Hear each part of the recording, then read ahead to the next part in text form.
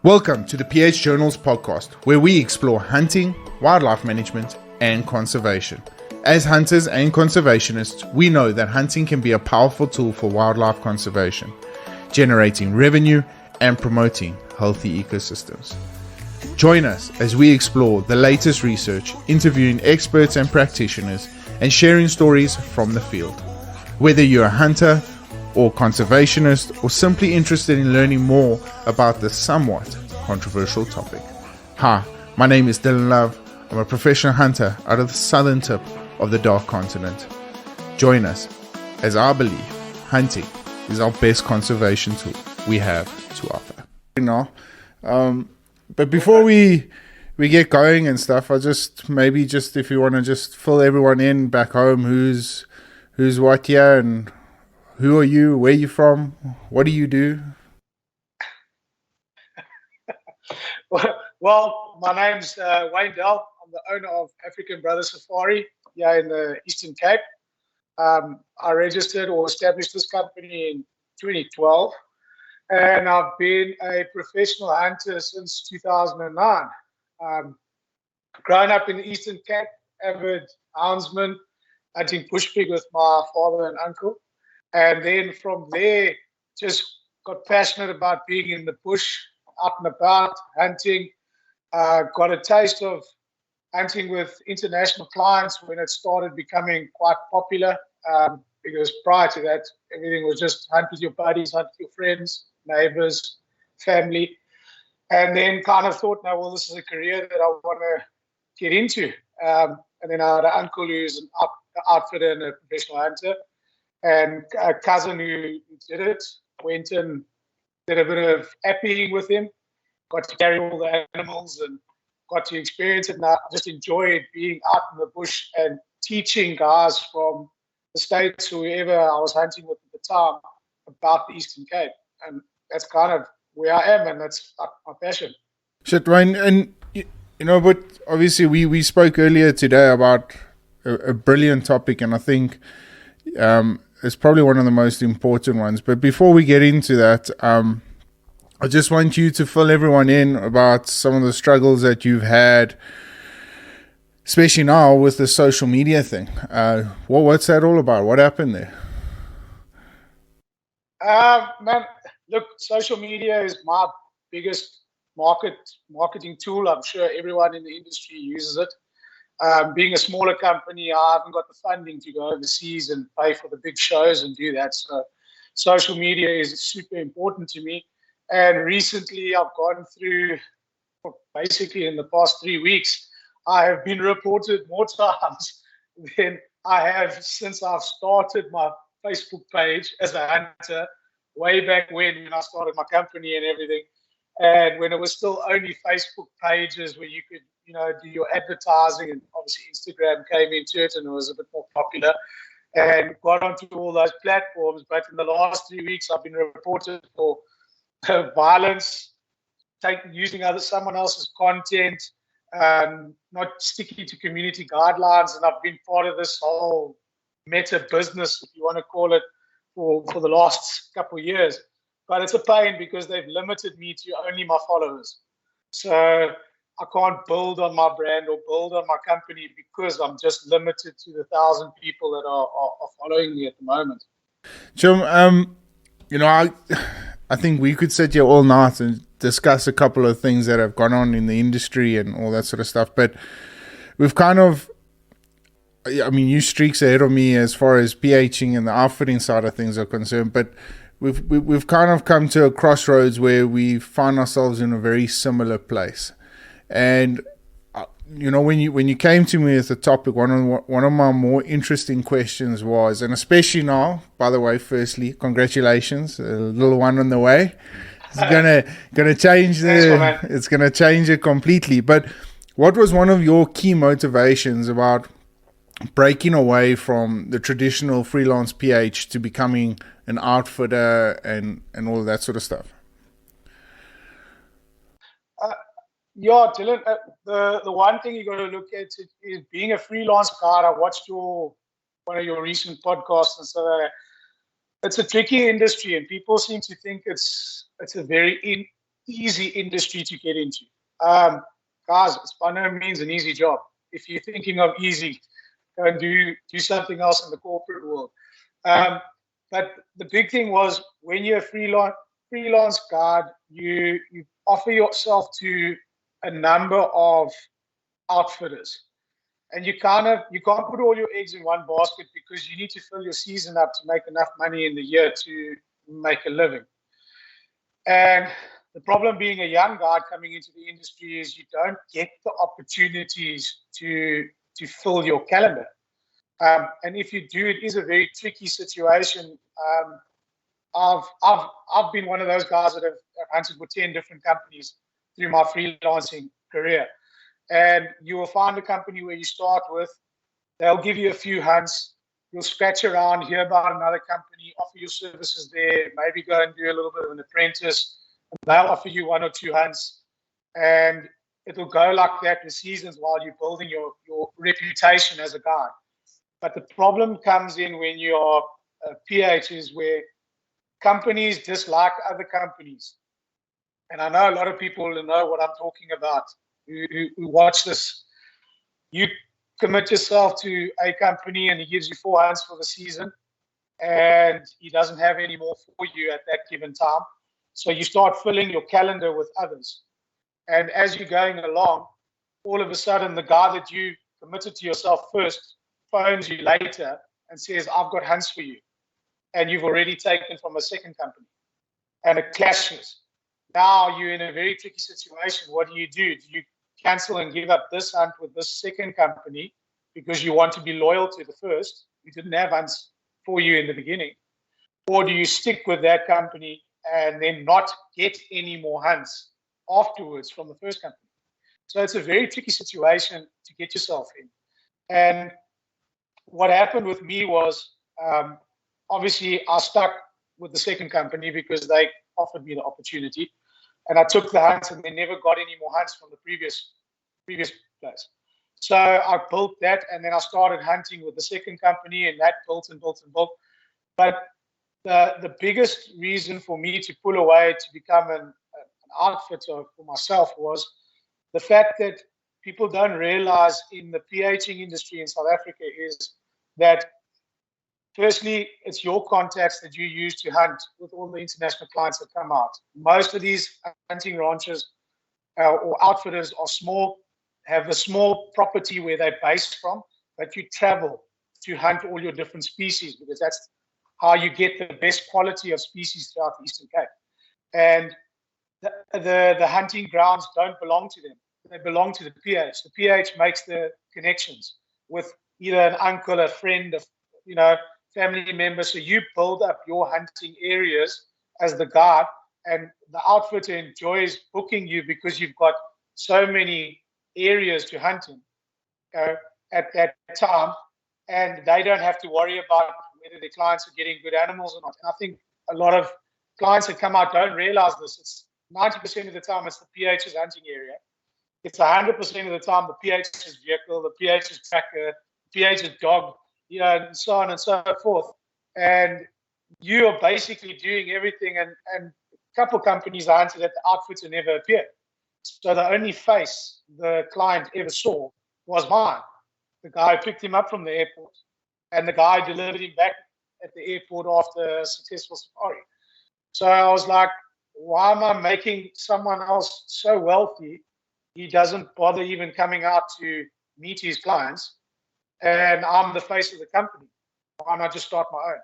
So that's what pushed me into becoming my own outfitter. But obviously, the rules have changed a lot. I know when I did my license, we had to do 4 years of guiding before you could apply for your outfitter's license. So I had to stick it out for the 4 years. And then as soon as I got to my 4 years, I applied for my outfitter's license and went to my own. You've been in the game now for some time. Has it changed from when it started to where it is now that you feel, there's nothing more exciting for me to see young and up and coming outfitters out there doing really, really well out there and bringing the industry into such good light. But do you feel that the older generation that's hung around for some time now is kind of, they've got that bitterness to competition. Has it changed over time, or is that just something that slowly crept in? Man, it's definitely changed. I can just explain to you from when I was coming out of school. The PH school that I did my license with contacted me when I was 18 years old and wanted me to come and do my license. But obviously back then, I know guys are doing it now. You had to be 21 to be registered. I don't know if it's changed. There are a lot of guys who were doing their PH licenses earlier, but I put it off for a while, and I grew up, went overseas, did my thing, and then came back, and then decided to go into my hunting career as such. And I only did my license, I think I was about 23, 24 years old. So back then, the schools used to do 3 classes a year, and in that was 10 professionals. They did 30 professional hunters a year from that one school. And then after that, what happened was they really started pushing it, where they were doing a school a month. So instead of only doing 30 PHs a year, you started getting 120 PHs a year out of that one specific school, which put a lot of strain on the industry in the sense of getting hunts where all the PHs could fill their calendars. Yeah, you got to do 250 days or more as a professional hunter to make a okay living. I don't think it's enough living to have a wife and kids and thing. But if you're a single guy, you live out your truck, you live in the lodges, you don't own a place, it's great for that. But once you're a bit older, you need to actually start thinking a little bit further. And I think that's where it put a lot of pressure on the industry, where the outfitters used to push our money up every season, now there's a flood of young professional hunters that are willing to hunt for nothing. Parents who have bought them their best pickups and set them all up and said, there's a job for you, get out of the house, off you go. We're willing to hunt for 500-600 rand. At the time when we started, where us older PHs couldn't afford that. We had bills to pay, and I think that's where it started. The older guys started getting a little bit ticked off. But the whole thing about that too is, if you're a good PH and you've got yourself established in a company, the guys will keep you on because they want to keep their name really, really good. But it does, when they have a lot of groups coming in, they can just hire these young guys. And I think some guys made the mistake doing that, because you heard some horror stories throughout the years of where the guy was inexperienced. He hadn't done the practical side of it, where traditionally the PHs that went and did the course, so it was the 10-day course. I'm sure yours was the same, where it was the 10-day intense course. And the government wanted to change it into a 4-year course. The older generation of PHs were all farmers, hunters. They had the experience already. They just had to be licensed with the government. So it was a way they had to go to the school, get licensed with the government so they can hunt with international clients. But you've got these guys that are coming out these big towns and cities, didn't know the front or the back end of a rifle, and were getting their licenses in 10 days and going off on their own. And it did give the industry a bit of a crappy name, to put it lightly, because you had a lot of young, inexperienced guys there. Yeah, kind of like chance takers. I was kind of, you mentioned a good PH, and I want to ask you the question: what justifies a good PH? What makes a good PH? And because at the end of the day, I was hoping what COVID would do is filter out the system, because, like you said earlier, I just feel as well these youngsters are getting into this industry for the lifestyle, and they think it's all this, sunshine and roses. Working for a year and then realizing, hang on, I rather want to be going chasing dolls or going to live the corporate life and that sort of stuff. And we're sitting with this floodgate full of PHs that, like you said, will work for nothing in their spare time. But at the same sense, it hasn't quite filtered out I'm not going to call it riffraff, but the guys that were taking it for what it was worth, and that was the lifestyle, which is a complete misconception. Yeah, yeah, no, that's true. Look, you're getting back to your question. What's a good pH? Um, a guy that can hunt in an area that he's never been in before. That would be my testing story. Can an oak actually hunt? Because a pH is also only as good as the areas that an outfitter has available to him to hunt. Can I stop you there, Wayne? The flip side of the coin. What this I was asked this question on social media the other day, and we've mentioned it briefly now how much the industry has changed. But what's hunting? Is it fair chase? Is it still fair chase? Is it free range like a lot of these guys are saying? Is it biltong hunting off the back of the bucky? You know, what sort of qualifications do you need? I mean, back in the older generation, and I mean when I started coming through, I mean I met you at the lodge with, was it Lionel and all those guys, and you sit around the campfire and you listen to these stories on how you guys got in, and I felt over time those stories kind of filtered away, and it was trying to get the animal as quickly as possible and leave the experience behind. You know, leave the stalking behind, leave all that sort of stuff behind. And that's what built on. I mean, you guys were never getting back to the lodge. Oh, no, you know what? We dropped 30 animals or 10 animals today. It was more about the experience. So what justifies a good hunt? Good hunt is fair chase. There's no doubt about that. Look, unfortunately, South Africa, Eastern Cape, you are going to hunt in half-fenced areas, but people must understand our half-fenced areas are huge, okay? And the whole thing is getting out there and hunting a quality animal for the client that's with you. So I stick with the very thing from when I started, and I've told a lot of young PHs this before as well. Like I keep talking about getting those big numbers, shooting 10, 20 animals a day and everything. Outfitters do put a lot of pressure on their guys, straight up. I've been in situations where you must print money. So you must shoot an animal, you know, every 5 minutes that you're out there. And that's not hunting. That's freaking going to the grocery store and shopping. And there are places that do that. But unfortunately, as a young guard, when you get into the industry, you've got to figure out what type of professional hunter you want to be. You want to go hunt for those big companies that have got, you know, these places where you can shoot 10, 12 animals in a morning, or do you want to be a hunter? So that's a tough one that you got to make on in your own mind.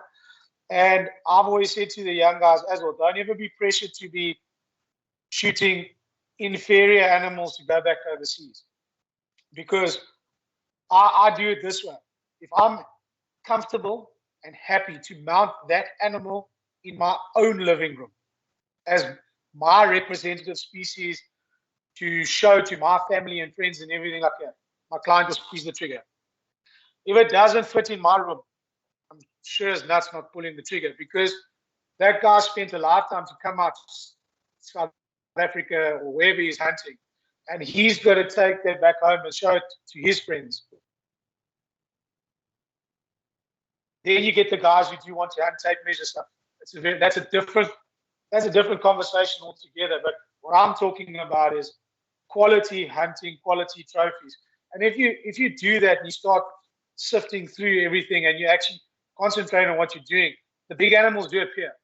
And I've always said, be a lucky hunter. I'd rather be a lucky hunter than a guy that's absolutely brilliant, because luck goes a long way when you're out there in the bush.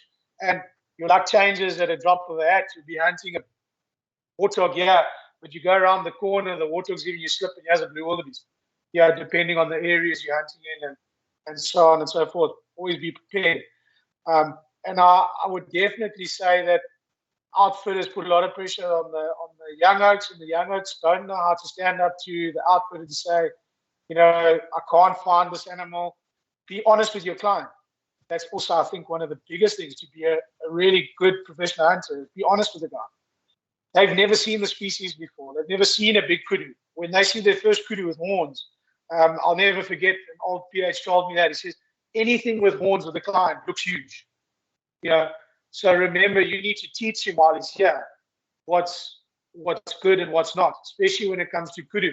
Most of it's all related to shape, not a tape measure. So if he's a figure eight bull, he's a flaring out bull, is he hooking forward, or is he just climb? You know what I mean? You've got to explain to the guy. So while he's here on his safari, he can also look for those things. You're teaching him. And I think that's what makes you a good professional hunter. When you scouting these places to hunt, and I mean, one of the things that I've learned over time is, and it's become part of my important itinerary, is like you said, these bigger role players in the industry, they flood their properties with stock. And at the end of every season, they're heading along to these big auctions, and they're restocking their properties. And there is a space in the market for that, but like you said, that's a discussion for another time. But for me, what I'm looking for is guys that have got conservation at heart, number one, and number two, good property management. Yep. That's it. So some of the criteria is, and I want you to try and see this from two sides. As a professional hunter, what are you looking for when you're trying to find a new property? And likewise, what are you looking for as an outfitter that you want to partner with those people in those individual situations? Okay, so where I've taken my company now is I've tried to lead it away from those big game ranches, as you know, we all know exist here in SA.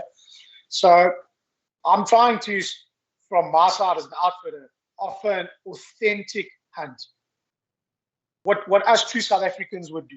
Where would you as a South African go and hunt your bushbuck, or go hunt your kudu, shoot your springbuck and your blessbuck, and so on and so forth? What I grew up doing as a kid was hunting big open stock ranches. There's a lot of game out there that we can hunt throughout the year on open stock ranches. We don't need to have half-fenced properties to hunt them in. A lot of these farmers now. So when the industry flipped, let's give everyone a bit of an insight to what I mean by when the industry flipped, where game became a hot commodity and hunting became commercial. Just remember, every stock farmer out there kept his grazing for his sheep, goats, cattle. That's what he wanted. That's what made him money. Right. PH industry took off. Outfitters started getting bigger and bigger. Traditionally, all our outfitters started hunting in our government reserves. So they hunted all your big and Porfus and Solwanas, all those big reserves throughout the Eastern Cape. They had the hunting rights in those. And then your private farms started building up. Okay. But before your half-fenced private farms came into account, the farmer didn't want game on his property because it ate his stock. So the less kudu he had on his farm, the more goats he could keep. You see, and that's how it was. Then all of a sudden, us PHs came along needing areas to hunt, because now the industry's grown. We went and started knocking on these farmers' doors. Hey, but you've got some springbuck running in there amongst your goats and stuff like that. We'll offer you so much. The outfit is paying X, Y, Z. Okay? And then the best part about it is you keep your meat. So the farmer starts going, hey, I can put it in my freezer and I get paid for that, and it cost me nothing. Value. The value went and changed the whole ball game of the industry. Right. So now the farmers are looking after this stuff and they're putting value to the game. So the more money they're making out of their game now, the better our populations and everything gets. You know, there's more springbuck, there's more blessbuck, because the guys aren't out hunting them now because they just want to keep a small herd there. They think of that PH who came and shot 3 this year, shit, he might need 5 next year. You know, so the whole mindset of the industry changed, if you think of it that way. So there are a lot of these stock farms that I look at, and I go and I've got dealings with family friends, my dad's old friends, and I'll go look there and go and look at an area. Obviously, property size is important. I'd never go hunt a guy on a small area. Okay, when you chat to the guys in the States, they hunt in small areas. You know, if you think of it, they've got like 12 acres behind their house, 30 acres behind their house. Yeah, when I talk small area, I took 300, 400 hectares. I won't go near that, but it's a massive size for, the American guy. But the bonus is what you need to try and do is, or what I've done with mine is find one farmer and start friending the rest and kind of get into their good books and kind of, the best way of doing it is getting there, being polite, cleaning up afterwards. And this is a big tip for young PHs. Guys, don't ever think that the animal lying in the bush is the farmer's responsibility. If you ever leave an animal in the bush and you've never carried it out, even if it's piece by piece, for that farmer, don't expect to go hunt there again. Yeah, and I think a lot of young PHs make that mistake. I've never left an animal in the bush, and I've carried my ass out all night until I've got that species out for the farmer. And I'm always welcome back. Introduce yourself when you get there to the farm, even though you've got permission to hunt it. Go see the farmer in the morning.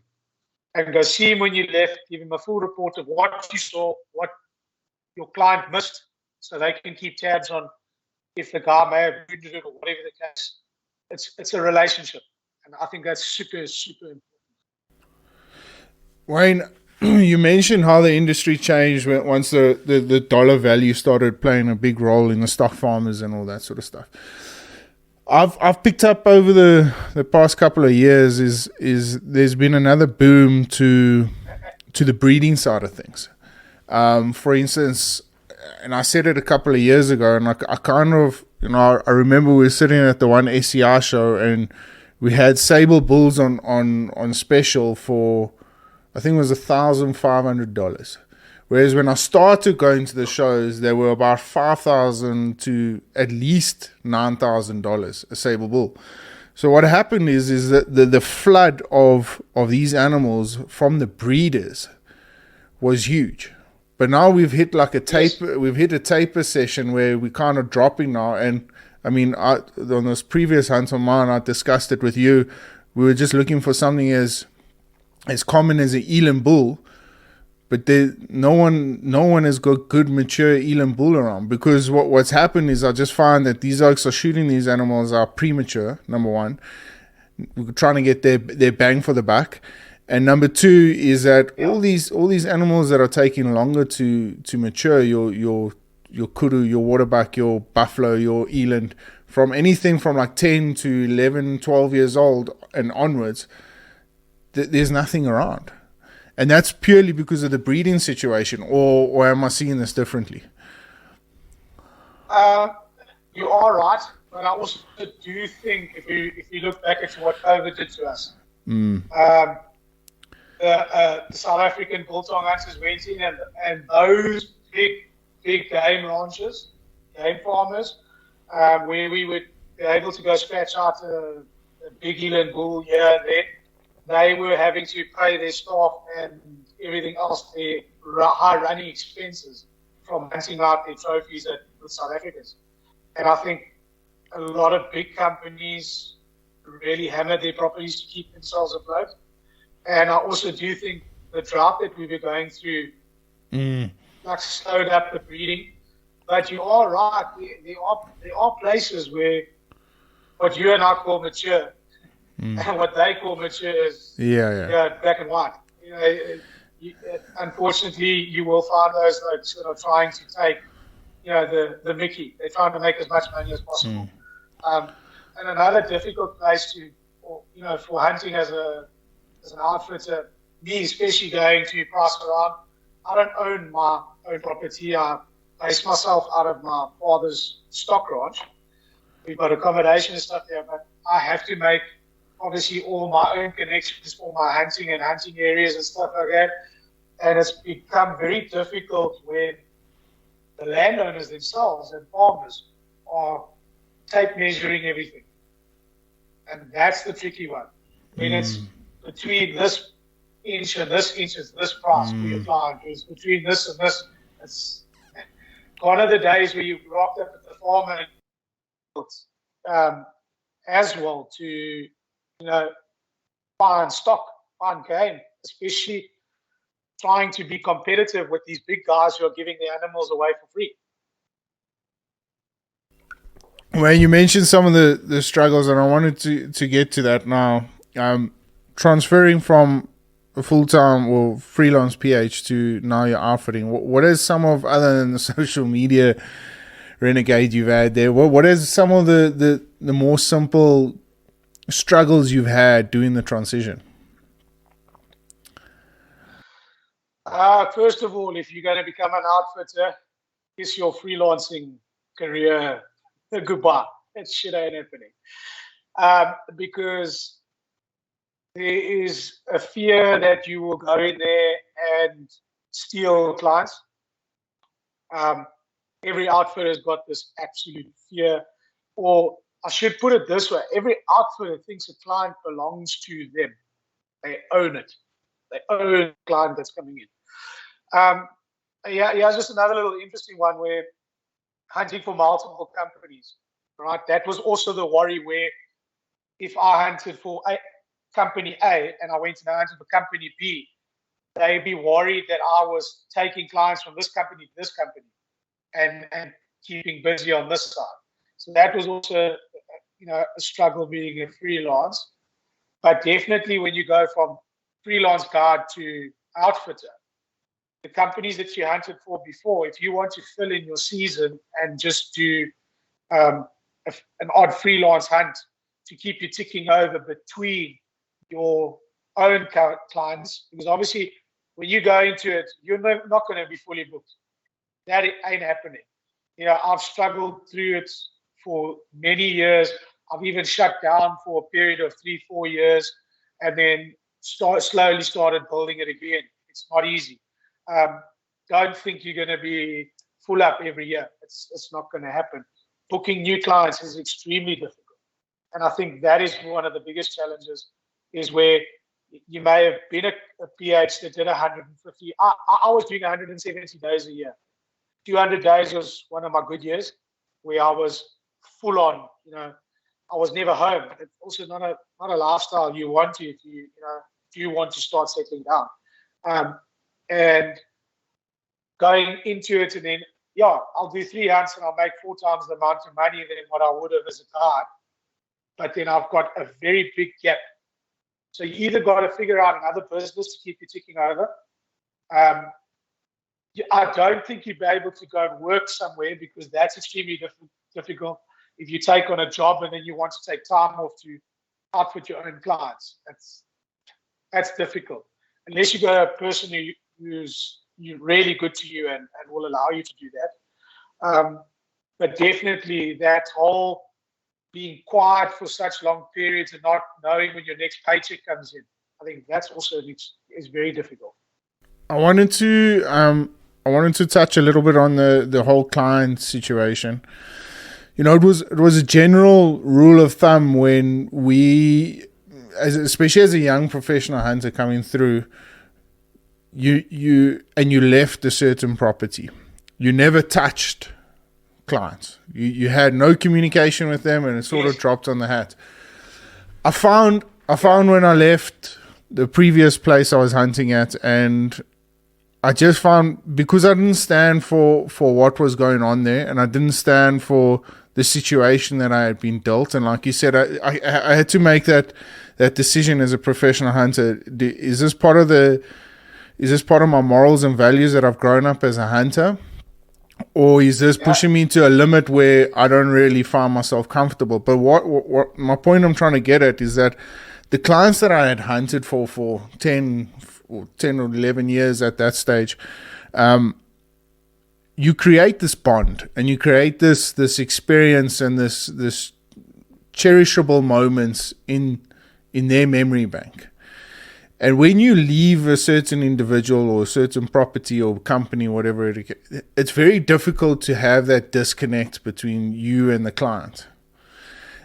What is your opinion on clients following you as a professional hunter now to your outfitting because you gave them the experience they were looking for back at the ranch?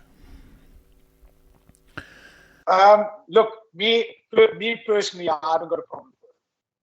I have not got a problem with it.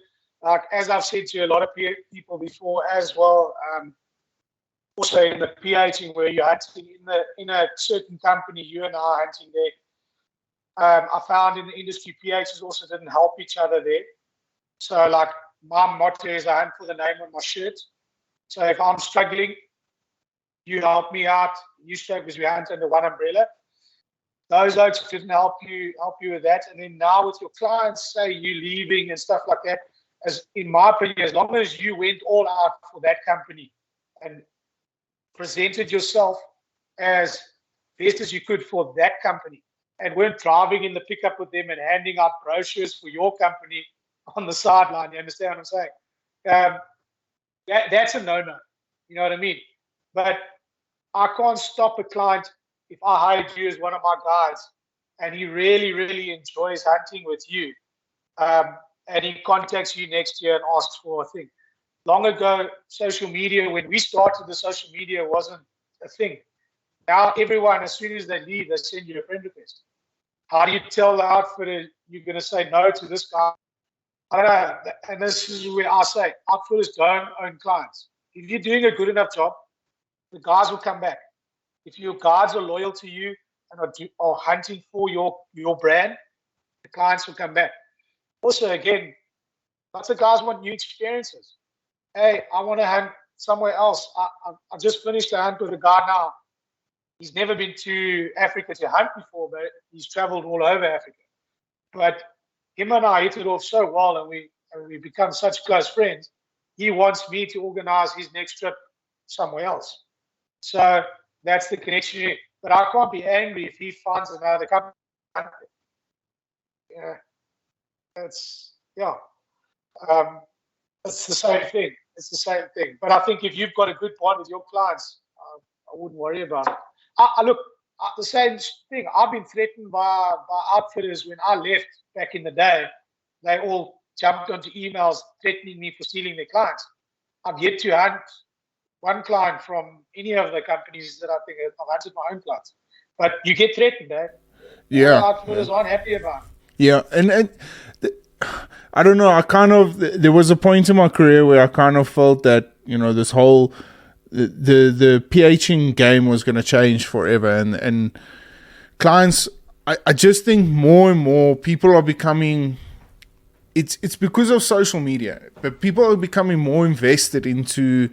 How can I say? More invested into personalities, more invested into experiences and stuff. Gone are the days where they just want to come to South Africa and shoot as many animals as they possibly can. Like you said, now those previous clients of yours, they want to go and travel. They want to go and see different sites. They want to go and taste different foods, experience different cultures and stuff. So I think as a professional hunter, I think the game changed completely, because now not only are you becoming a hunting professional, but you kind of becoming a tour guide, and that's an important part of the industry.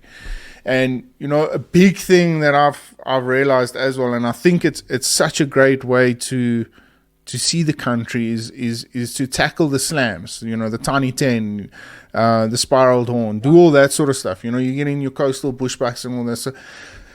But going forward now, as the industry changes, what are some of the key things that you've highlighted that you want to carry on doing as a hunter, but also try and improve and better the industry for the future generations? For me, it's just keeping it authentic. I think that's where I kind of was losing my passion when I was hunting in those zoos, is no other way to put it. It's got to be authentic. If you want to sell and offer a true South African hunt, it's got to be true. And that's where I aim to carry on with my company. And yeah, there is a time and a place for hunting in our fences. We talk about our fences and I talk about zoo. It's two different things. If you're going to go into a property and there's an area fenced for this and fenced for that and fenced for that, I'll just turn around and leave. But if I go into a game ranch, which is 30,000 hectares, and then no internal fences, and there's a fence just around the boundary, that guy's going to have a true experience. Yeah, I hunted for one company where their property was like that, and we could hunt 16 professional hunters and not get in each other's way. That goes to show the size of the property. Yeah, And in that 10 days, you can't even show the client a tenth of the property. That's true hunting. You know, and those places are great for big groups and stuff like that. But then you got the guys that do like doing their things on their own, coming with their wives and families. That's kind of more what I'm catering towards, because we will travel to hunt exceptional animals throughout. And take the guy from the coastal, where I am, 10 kilometers from the coast, and I drive 200 kilometers inland, and I go put you up in 7,000 feet above sea level. Let's give him the full experience, and then I go and put him in the group. That's an experience in its own right, because you're showing him the diverseness of the Eastern Cape. And I think that's where I will keep heading with my company. And Wayne, one of the things, I mean, we mentioned your social media embargo. Has it been a struggle as far as maybe not getting your name out there, but trying to attract people with this sort of idea of a hunting experience, the authentic side of things? Has it been a challenge from you to try and express that through to them? Or, well, what are some of the avenues you're going? Is it just social media, or have you been overseas, or? So I did do a trip overseas, and I did go market way back in 2013 when I started. But obviously not having the bucks to do the big shows, I went and did I went to the Tulsa Arms gun show, and we went there and we set up a small booth. The toughest thing, I think, we're trying to get people to book over social media is it's not personal. Remember, we talking about like people now start liking your character and everything like that.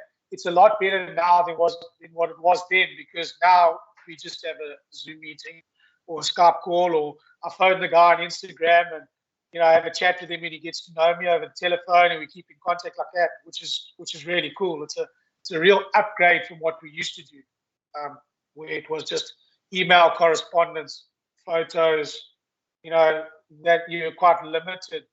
I still think the best way of marketing, if you do go overseas, is have a good client that's got a lot of friends and likes talking hunting like you do, and it's either a barbecue or meet and greet or coffee, or I think that's where you get your biggest client draw.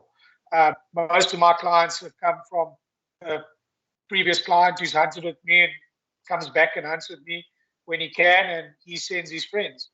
But I gained no bookings at the show, in all honesty. I didn't even get somebody, wanting a quote. And Wayne, have you gone the route of agents and stuff like that? What is your opinion on agents? You really want the truth? I think you've had a bad experience. So. Okay, so straight up, agents are great, but they, on the flip side, can really, really hurt your company.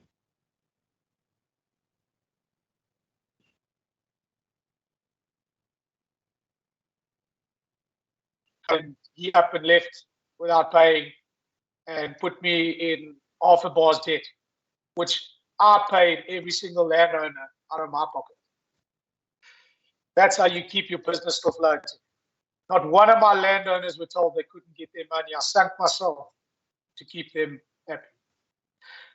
And I think that just shows character in a sense of, I never gave up. I'm still here. I didn't have a bad experience, but I won't do agency again. And I wanted to ask you this. As far as the industry is concerned, what would you like to see change in the next 5 to 10 years? Oh, that's a tough one. For the better, of course.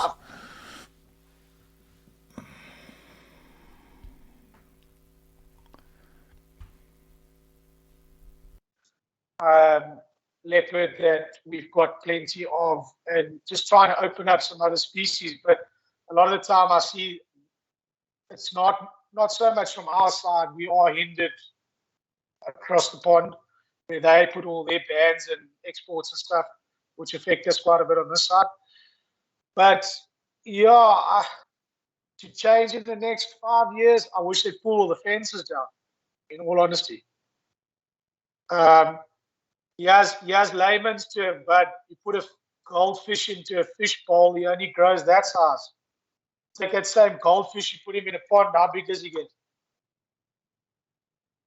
And that is solely, I know from speaking from experience as a kid growing up, we shot kudus on my grandfather's farm that dressed out 200, 250 kilos. That same farm, you were lucky to shoot a bull 10 years ago when I answered there, lucky to shoot a bull at 125 kilos. You know, 50-inch bulls, you could find some big 50-inch bulls. Oaks were shooting old, mature bulls, and they're just over 40. So, and it goes purely, you can throw the best genetics back into that pool. It still won't change the size of the horn. It may for a little period, but quality of food and grazing, in my opinion, quality of food is your biggest determiner of quality of horn size and growth. Because call it 20 years ago when there were no fences in most areas, the kudu ate on my farm until he was unhappy with the food there. He hopped the fence and went and ate in your farm. So he was eating the highest quality of food where he could. And hence the reason the quality was still good. Do you think you there? There. Back. Wayne, you back? Hello. Yes, I'm back again. Okay. Yeah. So, do you think, as far as you talk fences, do you think the color variance has obviously had a huge impact on that? What do you feel about that? I mean, is that something that you would carry on motivating, or is it just something that you think must just exist? I don't motivate color variance. I think it's the biggest gimmick under the sun. You had farmers, you had them running around and oaks were shooting them, and the value that was put towards them should have never been. A yellow blessbuck should be the same price as a normal blessbuck, in my opinion. And I do think that because of those colors and all that stuff, people aren't going to like my comment regarding this. It did create small enclosures. People did start fencing off to separate species, and it's affected a lot more than what we've gained. But again, like I say, that's my opinion. Yeah. Favorite, before we close off, there's a couple of questions I want to ask you. Favorite area to hunt? And don't be biased about this one. None of the Port Alfred area is one of your favorites. No, but I've probably got two. Some of my best hunting experiences has been hunting with my butt up in the Toxteth Mountains. I've hunted some big eland right on the top of those mountains, and that is one hell of a tough hunt. That's just physically challenging, and we went up there and we took the bull by the horns, and we achieved some awesome quality bulls up those Tarka Mountains. When you say Tarka, are you talking more Winterberg side? Right there near, what's his name? King. Greg King. Oh, Greg King. Yeah. I've got a buddy who's got a big farm up there. And he invited us. We were at school together. So I've hunted that place from when I was 16 years old. And it was just one of those places when you get there, that old school charm, old school farm hospitality. His dad would say, off you go, guys. No staff. Shoot what you want, but you get it out the mountain. Yeah. And that's probably where I shot my first mountain redbuck up there. My brother and I were fit. We could carry 3 out the bush. You know what I mean? It was just real hunting. But my second place would be I did a trip to the Northern Cape a few years back, and then I hunted there with my dad and my butt and we did it 3 years in a row. It was like our yearly visit. And we were lucky enough to hunt on one of the biggest game farms there. Just beautiful country. Very different. Man, when you look at something, it looks close, but actually damn far and flat. It was something, it was just a different experience. And going up there, shooting my first game spot there, and going after really big red-hearted beasts, just trying to tick off some quality stuff on our bucket list. But just being there with my old man and my put under those big open skies and checking the stars at night and having a donkey as a shower, roughing it. And that's also what I want to try and the clients need to experience that. This whole 5-star lodging has really turned South African hunting into a camper parade. And I sit and I watch all these big shows, outdoor channels, Jim Shockey and all of them. And guys sleep in tents, man. Guys eat out of cans. They eat out of bags. They walk their asses, raw. It's a challenge. Why does South Africa have to become so commercial? Let's put you in a fancy lodge. Let's drive you around on the truck. Let's give you a 5-course meal. You know what I mean? Yes, there's a place for that. But if you're wanting the true experience, get your boots dirty, get some dust on them. Come hiking these Fish River valleys with me and chase buffalo. I promise you'll open your eyes very quickly. It's a different ballgame. And I think that's where we're losing it as a hunting culture in South Africa. Well, one of the things I remember, going to these shows and stuff, one of the questions were always asked, especially from the first timers coming out, was, what are the chances we're going to get everything on our list, or what are the chances we're going to get a kudu and stuff? And you find yourself waking up every morning at these big fancy lodges, waking up every morning and heading along out there, having breakfast at 7, having breakfast at 8 o'clock, getting into the pickup, heading out to the bush, and you pretty much guaranteed to shoot whatever you're going after. My perspective has done a complete 360 since I've kind of got on my own now, is that when people ask me, can I guarantee that they'll finish? I can't guarantee. And that's hunting. That's what hunting's meant to be. I can't guarantee you're gonna get a good eland bull. I can't guarantee that you're gonna get a good waterbuck or a good bushbuck or whatever, because that's hunting. That's part of the whole experience. So I wanted to ask you 2 questions quickly in one. What is your favorite animal? Firstly, secondly, for a first timer coming out to South Africa, what would be the animal you suggest him put on his package heading out here that would give him the best experience? So for me personally, waterbuck is my favorite. He's always been on my list. He was my original logo when I started my company, and I managed to get myself a beauty up in the Northern Cape. First animal for a guy that's coming out to SA, I would say Eastern Cape is a kudu. I would definitely highly recommend that. Put it high on your list. And hunt hard for kudu. If you don't get it, you will have opportunities at other game along the way. My last client that answered me, he had such buck fever, he missed 3 kudu and went home without. Buck fever had the better of him, but we managed to shoot some extremely, really good quality animals the whole week that he was here.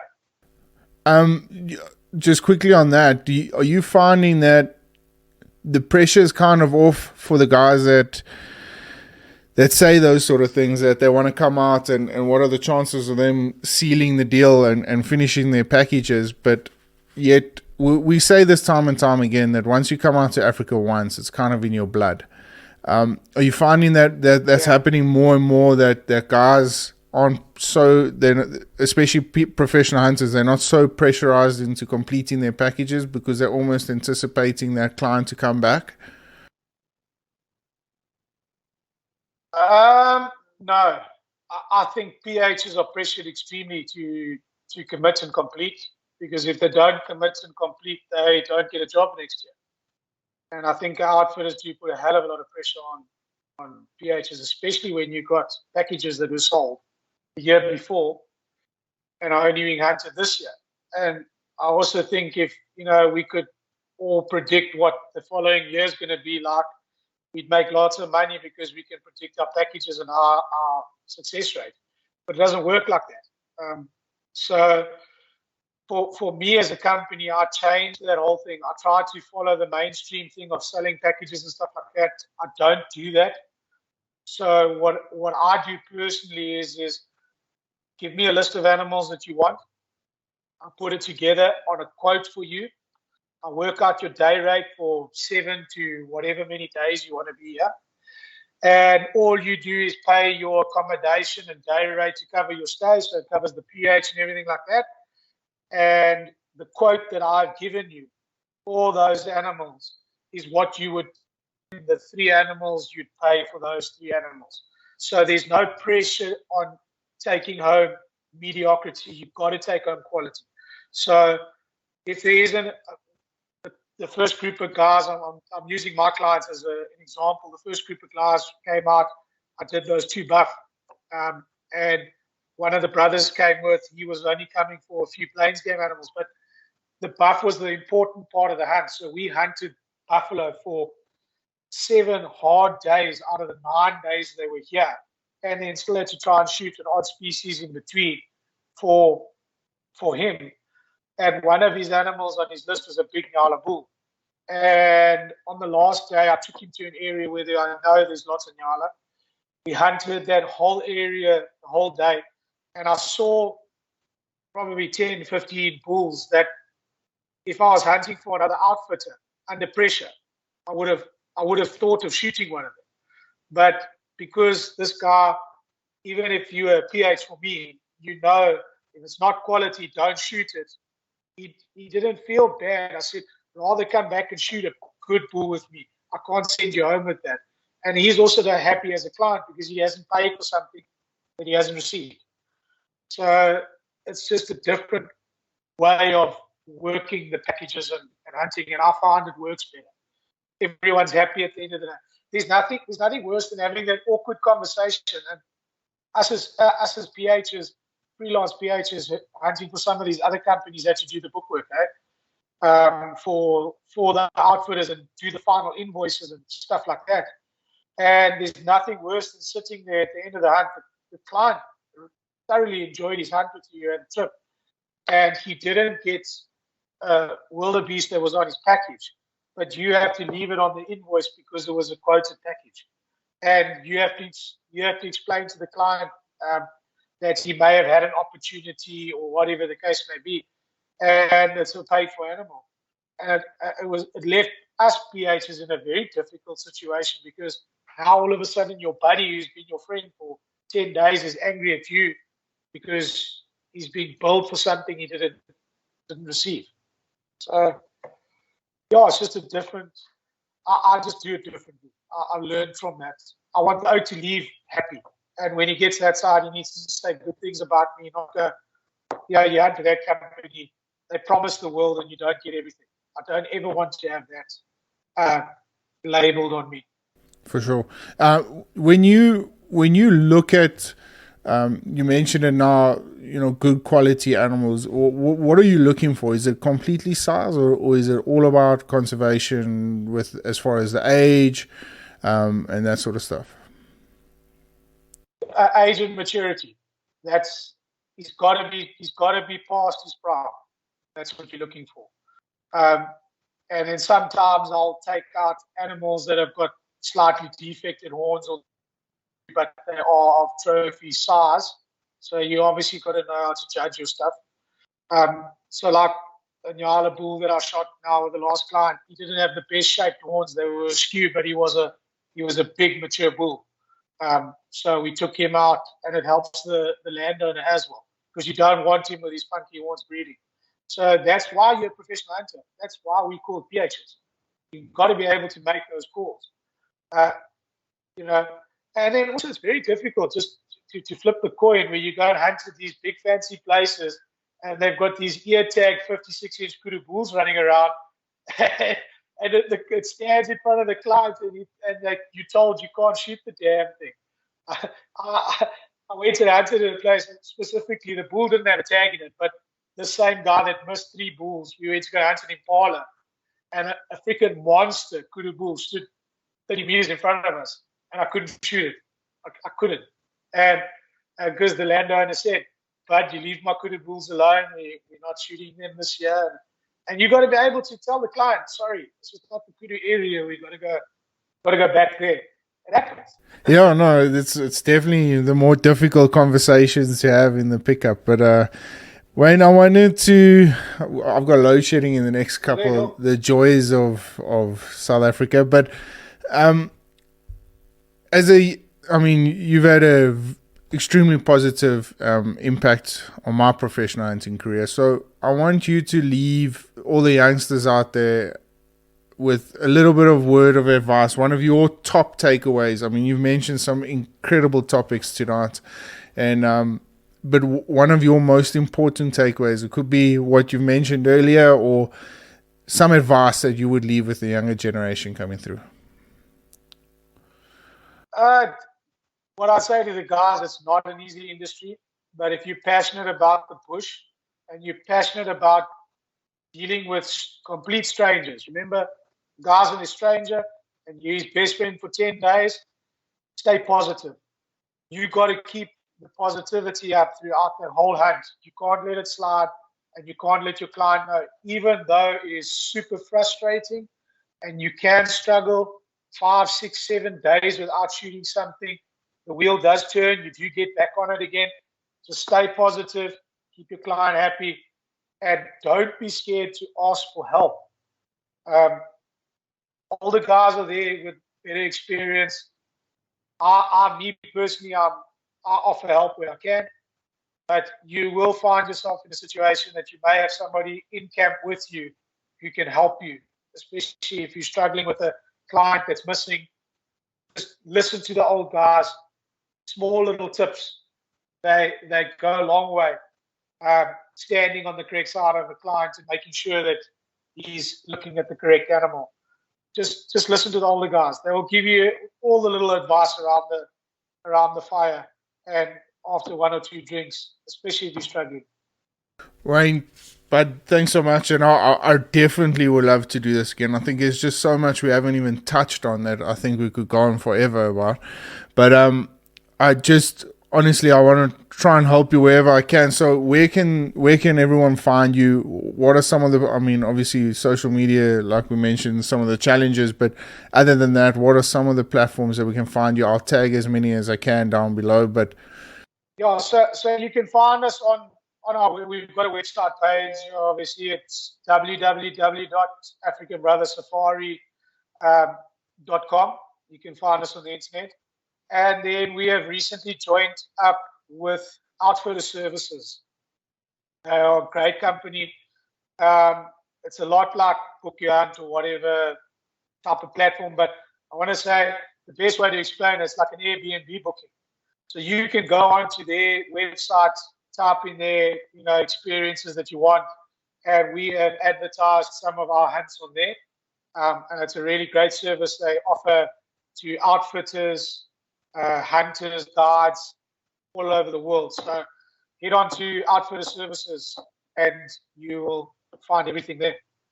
Wayne, thanks so much, bro. This has been an absolute pleasure. And yeah, like I said, I definitely want to do this again. I think we've touched on some important topics, and then but yeah, we'll chat soon. Thanks, man. Keep well. Lekker. Have a good one. The Journal is brought to you by Treason. Don't just blend, become. Splitting Image Taxidermy. Worth remembering. Maxxis Tires. Covering PHs over any terrain. Magnum Archery. Scullies. The little things are what makes life wonderful. Vanandi Blends. Changing the game. FFS Outdoor. Versatile gear for any situation. PH Toolbox. Helping you make your own adventure.